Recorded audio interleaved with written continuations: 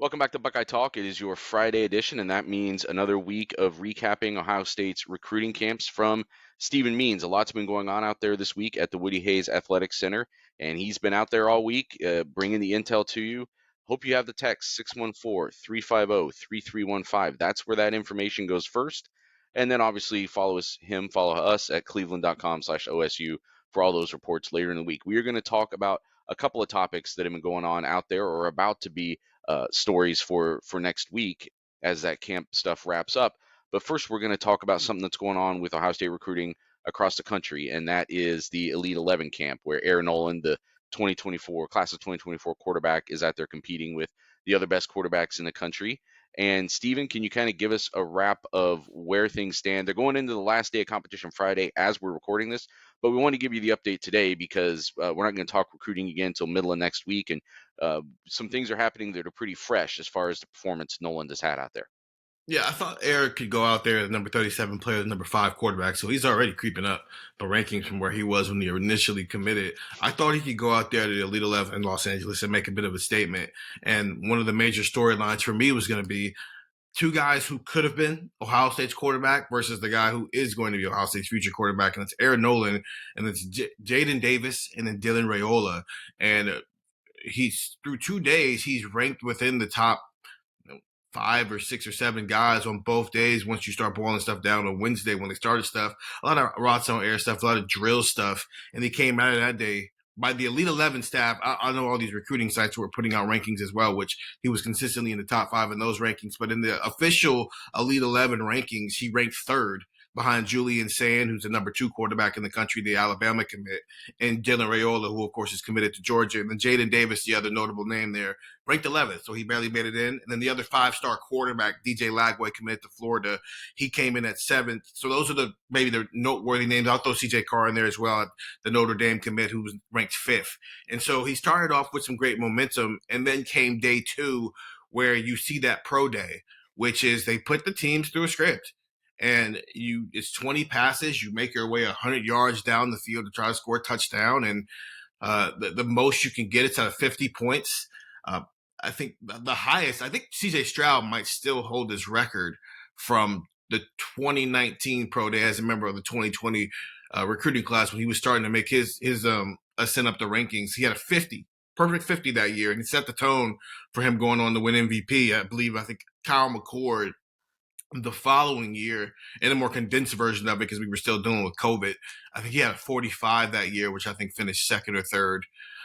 Those are the only two I can remember on the top of my head. I think I saw Kate Klubnik somewhere had maybe a 49. I think when Kate Klubnik, Clemson's quarterback, I think Bryce Young had a 49 the same year CJ had that 50. So we've seen some upper scores. Air Nolan got a 41. He completed 17 of his 20 passes, but got a 41. And that drill, it judges you on accuracy, touch, ball placement, all the stuff that, we want to see from good quarterback play. So in that drill, he finished tied for ninth.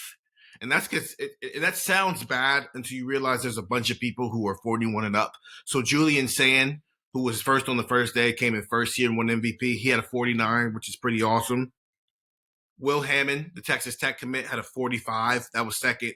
And then 2 guys, Dylan Raiola and CJ Carr, were both tied for third with a 44. Trevor Jackson, who's one of the few undecided guys there, had a 43. And then DJ Lagway, Colin Hurley, Ethan Grukemeyer, who's the Columbus native, the Penn State commit, and Elijah Brown, the undecided guy, at 42. So then Aaron Nolan, him and like 4 other people had 41. So it's still good company. 40 and above is still a pretty good deal. Once you get 45 and above, that's pretty elite for what that drill is. And then Jayden Davis lowered on the totem pole again, 30 had a 39 in that drill. I'm not trying to pile on to, Michigan ended up with the worst quarterback in the 3. No, listen, these are the quarterbacks that are going to matter to Ohio State. Georgia's future quarterback, Alabama's future quarterback, Michigan's future quarterback, Notre Dame's future quarterback. These are the guys that they're going to probably see later down the line in a playoff situation. Oklahoma's future quarterback, Michael Hawkins, number 339 player, number 18, had a 36. So I'm just listing all the possible teams because this is going to be the first class that comes in college football during the 12-team playoff era. So all of this is going to matter. Now, it's a small piece of the puzzle. We are trying to evaluate who's going to be an elite college football player, who's going to be a first-round NFL draft pick, but all of this stuff matters. And so the fact that through 2 days, it feels like Air Nolan has habitually been one of the top four quarterbacks, or at least at the near closer to one, closer to winning MVP than he is the bottom of elite 11, the potential elite 11 group, and possibly being on the fringe of it is a good thing. And I think Ohio State fans should take some piece in that. That they still ended up with a good quarterback, even if it's not one of the two guys they initially thought it was going to be. Yeah, I mean, I do think the real news here happens if a guy, well, I guess it could be one of two things. Either you have the CJ Stroud like arrival, where a guy comes like Mm-hmm. out of nowhere, and then a guy showing up here and just completely falling on his face, I suppose. Yeah. And I don't think any of these guys that you're talking about so far have done that. I mean, it's a tough competition, and even Jayden Davis, if his scores are lagging behind those guys, um, as you say, it's still kind of ballpark of where a lot of guys are operating right now. I do think, though, the more interesting comparison in some ways, because I mean, Davis, yes, Ohio State recruited him, but he was never a commit here the way that Dylan Raiola was. I know he's the Michigan quarterback, and that'll be a thing, but the Raiola Nolan comparison is Mm-hmm. going to live on in perpetuity. I mean, it's going to live on at least through the ends of their careers here, respectively, Ohio State and Georgia. Raiola being a guy who was committed to Ohio State, and I don't know how much like I don't know if that's something that Nolan is even thinking about this week. Probably not, but that's certainly a comparison that is going to we're going to make it. The national media is going to make it as those teams, as you say, could potentially meet again in playoff scenarios down the line. And I mean, I think Ohio State fans would probably feel even better if Nolan were clearly outperforming Raiola right now. I would say that's not been the case this week. Although, as you say, depending on the drill, there have been times where Nolan has probably Mm-hmm. performed better for a day or a session or whatever. It almost becomes this thing in the background, kind of like what it was with Dwayne Haskins and Joe Burrow. Even though Joe Burrow probably has won that conversation, but it was a little bit of delayed gratification. I think early on, especially after that 2018 season, most people would have said, "Oh, Ohio State clearly picked a better quarterback." You know, when Quinn Ewers left here, I think there's like it's almost like in the background though of I don't know. Will Ohio State miss out with something with Quinn Ewers? Well, so far, no, because CJ Stroud's been awesome. And if it feels like Kyle McCord or Devin Brown, or even both, if both of those guys get a chance to be starters at some point in their career here, then we'll find out that answer as well. But it doesn't feel like it's not going to be a week to week thing if both of these guys are starters in college football and say, 2025. We're not going to be going game by game. Okay, who's better, Dylan Raiola or Air Nolan? But the totality of their career, it'll be something that clearly will be a conversation. And if Georgia and Ohio State ever play in a bowl game with those two other starters, it will definitely be something of maybe more Dylan has to answer than Air, because Air just picking a school. Dylan will be in a situation where it's like, hey man, you're playing the school you almost ended up at, and we've seen it at other positions, like when Jordan Battle played Ohio State in the national championship game as a safety who flipped from Ohio State on signing day. But it would just obviously be to the 10th degree just because we're talking about quarterbacks here and not safeties. Oh yeah, it'll be off the charts compared to the Jordan Battle Yeah. storyline, and it might be week to week if those guys are Heisman candidates and you start comparing them Fair. week Yeah. to week. I mean, there was definitely some week to week Trevor Lawrence, Justin Fields comparisons going That's on true. a couple years ago. I think we were doing some of those comparisons. There were definitely at times Bryce Young, C.J. Stroud comparisons that were Mm-hmm. week to week. So that could definitely unfold, but maybe more in that realm than it will be if it's happening in that way. Then Ohio State's not unhappy with the Right. situation it got. I mean, oh, okay, well, they're both Heisman candidates. You kind of take that and move on, I think.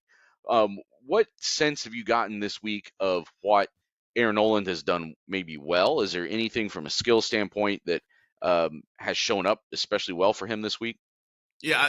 When you talk to people about what his game is, and then you maybe get the chance to see film and see it on display in a situation like this, where stuff like this can really be on display because you know, it's a lot of routes on air. Not today. That will change because they're going to be doing some 7-on-7 stuff, which will be fun. But ball placement, very accurate timing. A lot of the stuff that we loved about CJ Stroud and that the NFL scouts fell in love with about CJ Stroud and why CJ really went to the combine and lit it up the way he was able to are a lot of the same things you'll be saying about Aaron Nolan. He's just left-handed.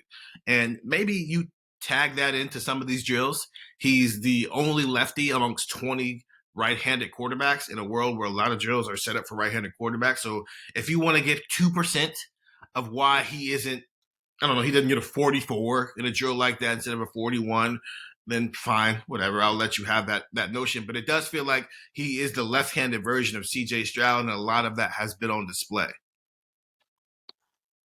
I saw Jeremiah Smith doing some jawing earlier this week, kind of Yeah. speaking up on behalf of his future quarterback.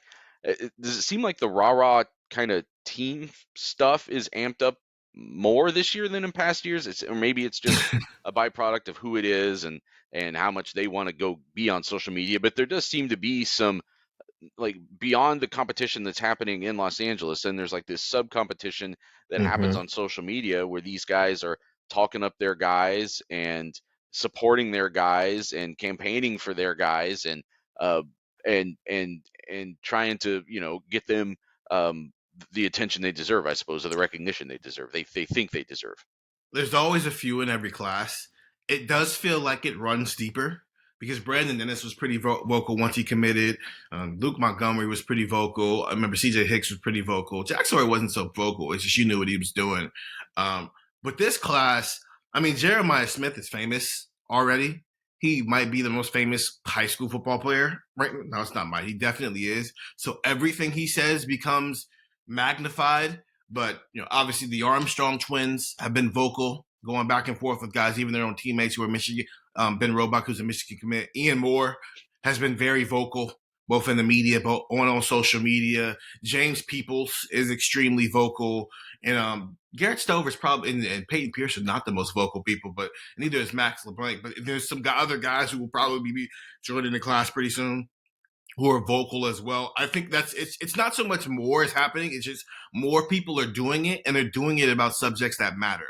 Whether it's Jeremiah Smith trying to make sure people know Air Noland deserves to be a 5-star, or everybody freaking out every time Jeremiah Smith leaves his house, which we got to stop doing it at some point. But I understand the freakouts, but it's just become the job at this point to tell people every 2 weeks, no, Jeremiah Smith's not going anywhere, or it's Michigan talk. And those are the things people care about because, well, Ohio State is trying to recruit like that, like Bama and Georgia does, and also they need to beat Michigan again. So those are two things where anytime you see a recruit talk about those things, it's turning heads in a way that, because there's more of them doing it, it's actually just been more fun for me because you get to be entertained by some of this stuff. Well, but specifically with the Elite 11, it seemed like Smith was, you know, making it sort of his job to try to, or not his Yeah, job, but like he was definitely trying to push Noland out there and make it, sharing his very biased opinion as to how these results should be going. But you've gotten to know Air Nolan a little bit over this yeah. time. Um, what do you feel like it means for Noland to go to Elite 11 and do well? Does you feel like he goes in, had something to prove going into this as someone who's still trying to climb towards maybe that elite ranking status? Does he use it as some kind of a tool? Like what do you think this week has meant for him? I think this summer Air's getting his due. And he'll never outright say it because he's a little bit more humble than that. But everybody around him who matters will say it. His coaches, his parents, his friends, they'll all say it for him because he's thinking it at all times. This is a dude who has been habitually, I mean, we talk about Ohio State quarterbacks, explosive but efficient. He has been that for years and winning for years. And it didn't feel like there was a time where it was always getting noticed the same way. Like this dude's throwing 40 touchdown passes and 2 interceptions and 4,000 yards in multiple seasons. And it didn't feel like, for whatever reason, it was clicking from a national attention standpoint. And over the past 6 months, it has. And now some of that is Ohio State getting involved there and finally offering him. But a lot of that is just he has spent a significant amount of time playing with Jeremiah Smith on the 7-on-7 circuit. So that brings you a lot of, the eyes because you're playing with the best receiver in the country on the best 7-on-7 team in the country. So that brings some eyes. And then he's gone to some other showcases and showed out a little bit at the regional site that was, I think, in Georgia or South Carolina. I can't remember off the top of my head, but he was there with Jayden Davis that day. And how these regional Elite 11 camps work is somebody is going to get an invite to the camp that day. Now, they'll go back around and look at filming guys, and other guys will be at it, which is what ended up happening. But that day, only one person is leaving with the invite. and it became a thing because it's Ohio State's quarterback versus Michigan's future quarterback. And Jayden and Air Noland walked away with the invite, and Jayden Davis didn't, who at time he was a composite 5-star. He's no longer the case, but that turns heads because he's continuing to outplay other people who are ranked higher than him. And so this is just another opportunity to basically get, like I said, get the attention and the notoriety he feel like that's been due for him for a little bit here. So there is some CJ Stroud elements. It's just he's not starting as low in terms of he's not coming into this Elite 11 camp as a no name. He's more coming in as the guy to watch to really make a name for himself in a way that he hasn't had the opportunity to do because we just haven't been paying as much attention. And part of the Jeremiah Smith thing is that the fact that they've been playing with each other so much this summer that he's gotten a real sense of what type of quarterback Ohio State is getting. Do you think Nolan ends up as a 5-star in this class? Yeah, I think that it's because I think there's going to be 4 of them. I think obviously San and Raiola keep it. I think those are the clear best 2 quarterbacks in this class. One, just because Raiola's upside is ridiculous, and I think Julian Sayin is just the best quarterback, whether you're talking about what he is right now or what he can be, the Alabama commit, which is why Ohio State tried to flip him earlier this back in the wintertime. And then I think DJ Lagway probably holds on to it, and I think Air Noland ends up being that 4th 5-star quarterback. Because you're pairing what he's doing in these showcases this summer, and then you're matching, like I just mentioned, 40 plus touchdowns and like 2 or 3 interceptions and 4,000 yards. You pair that with what he's doing right now. That's what a 5-star recruit looks like. Crazy numbers like that, playing in a high level division down there in Georgia football with a great summer of body of work. That's a lot to kind of deny a guy a composite 5-star. We're going to bring this conversation on quarterbacks back to Columbus when we come back from the break here on Buckeye Talk.